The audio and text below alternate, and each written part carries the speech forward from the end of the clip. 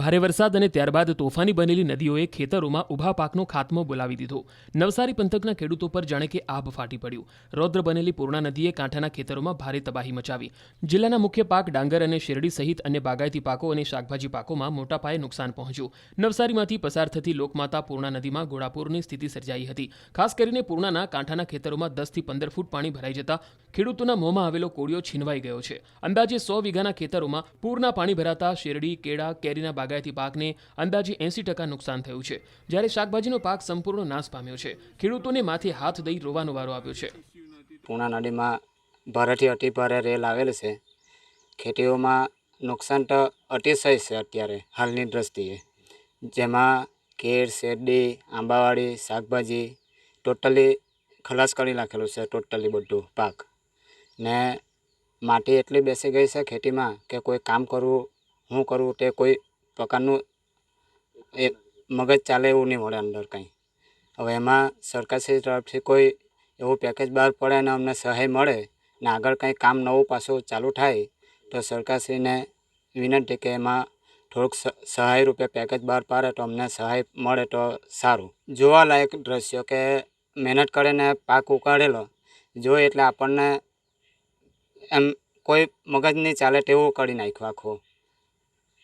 Totally નસ જેવું થઈ ગયું ને નવા રોપા હું પોતે જ છું, જે 2 મહિના થઈ ગયા કેર રોપેલી હતી, શું કેર રોપેલી હતી તે પણ આખું માટીમાં અંદર ફિટ થઈ ગયું બધું।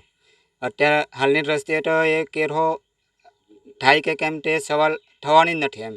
ને હવે બીજી ઊભી કેર હતી તે પણ ટોટલી ભાંગીને સાફ કરી નાખી। શેરડીઓ પણ આખી ફેંકીને આરી પાડીને ઉપર માટી નાખી દીધી।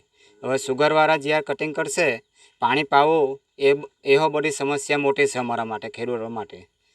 ને સુગરમાં જ્યારે ફોર્મ ભરવાના આવશે કે કાપણી વહેલી કરવાની તો તેમાં સુગરવાળા વહેલું કટિંગ કરશે તો ખેડૂતના એ વહેલું કટિંગ કરવાના હો સુગરવાળા હોય એનો ચાર્જ અલગ કાપશે, એટલે ખેડૂતને તો બધી બાજુથી જ નુકસાન છે એમાં। હવે એમાં તો કેવું કે જે કેરના પાક જે ખરા તેમાં તો કેવું કે કેરનો પાક હાથમાં આવી ગયેલો કર્યો ગયો એમ, કેમ કે એક વસ્તુ છે કે આ પાણી એટલું ઝેરી હોય કે એ ફસલ પર લાગે એટલે એ ફસલ આપણા હાથમાં ઉપજની દ્રષ્ટિએ જોવા જઈએ તો આવે કે કેમ એક સવાલ છે, ના આવે તો અડધા ભાવે એમ।